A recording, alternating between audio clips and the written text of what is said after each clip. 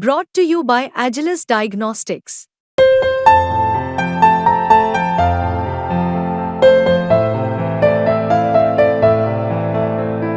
Agilus Diagnostics.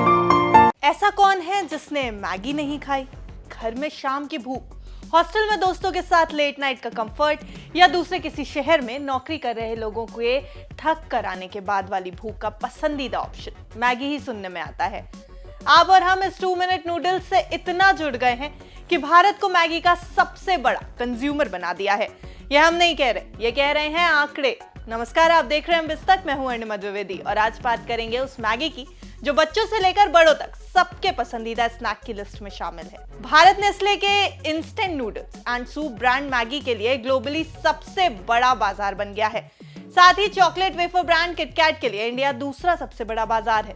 Nestle India की हालिया annual report में यह जानकारी दी गई है, जिसके मुताबिक डबल डिजिट की बढ़ोतरी के साथ भारतीय बाजार नेस्ले के लिए सबसे तेजी से बढ़ते बाजारों में से एक बन गया। नेस्ले इंडिया की 2023-24 की एनुअल रिपोर्ट के मुताबिक रिसोर्स, इनोवेशन समेत कई ऐसे कारण थे जो कारोबार को आगे बढ़ाने में अहम साबित हुए और कंपनी ने वित्त वर्ष 2023-24 में मैगी की 6 अरब से ज्यादा सर्विंग्स बेची, जिससे भारत दुनिया भर में मैगी के लिए सबसे बड़ा नेस्ले बाजार बन गया। नेस्ले मैगी ब्रांड के तहत अपनी बिक्री का विस्तार कर रही है और उसने 10 रुपए की किफायती कीमत पर ओट्स नूडल्स, कोरियन नूडल्स और अलग अलग मसाले वाली मैगी और नूडल्स के ऑप्शंस पेश किए। नेस्ले इंडिया ने कहा कि उसने किटकैट के भी 4 करोड़ 20 लाख फिंगर्स बेची है, नए प्रोडक्ट्स को लॉन्च किया है, वेटवर्स को बढ़ाया है, जिससे ब्रांड वैल्यू को बढ़ावा मिला। कंपनी के चेयरमैन और मैनेजिंग डायरेक्टर सुरेश नारायणन ने रिपोर्ट में बताया कि कंपनी 2020 और 2025 के बीच नई क्षमताओं को विकसित करने और मौजूदा क्षमताओं का विस्तार करने के लिए करीब 7,500 करोड़ का निवेश करने के लिए तैयार थी, जिसमें ग्रोथ और इनोवेशन पर खास ध्यान दिया जा रहा है। बता दें कि नेस्ले इंडिया ने 31 मार्च 2024 तक पिछले 15 महीने में 24,275.5 करोड़ की बिक्री की है। बीते 8 सालों में कंपनी 140 से ज्यादा प्रोडक्ट्स लॉन्च कर चुकी है। बात नेस्ले इंडिया के शेयर परफॉर्मेंस की जाए तो नेस्ले इंडिया के स्टॉक में 18 जून को 0.29% की तेजी देखी गई थी। यह शेयर 2550 के स्तर पर बंद हुआ। बीते एक महीने में इसने 3.62% का रिटर्न दिया। एक साल में 11% से ज्यादा की तेजी देखी गई इसमें और 5 साल में 119% से ज्यादा की तेजी इसने दर्ज की। मैगी और किटकैट को लेकर आई इस रिपोर्ट के बाद लग रहा है कि जो बात 2015 में बिगड़ी थी वो एक बार फिर बन गई।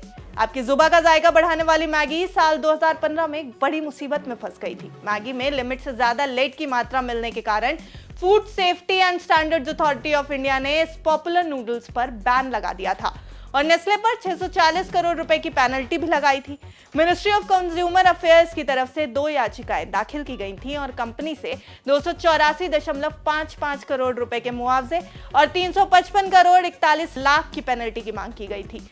हालांकि बीते दिनों कंज्यूमर अफेयर्स डिपार्टमेंट ने 2015 में मैगी को लेकर दायर की गई याचिकाओं को खारिज कर दिया था। लेकिन उसके बाद नेस्ले इंडिया बीते अप्रैल में एक बार फिर मुसीबत में फंसी नजर आई, जब स्विस जांच संगठन पब्लिक आई की रिपोर्ट में खुलासा किया गया कि नेस्ले भारत में बेचे जा रहे बेबी फूड सेरेलैक में चीनी मिला रही, जिसके बाद अब ये आंकड़े नेस्ले इंडिया के लिए एक राहत भरी खबर लेकर आए हैं।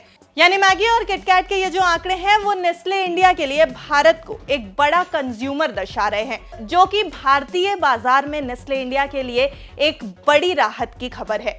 आपको ये पूरी खबर कैसी लगी और आपका नेस्ले के प्रोडक्ट्स को लेकर क्या कहना है, ये हमें कमेंट बॉक्स में जरूर बताएं। ऐसी अन्य खबरों के लिए देखते रहें बिस्तर।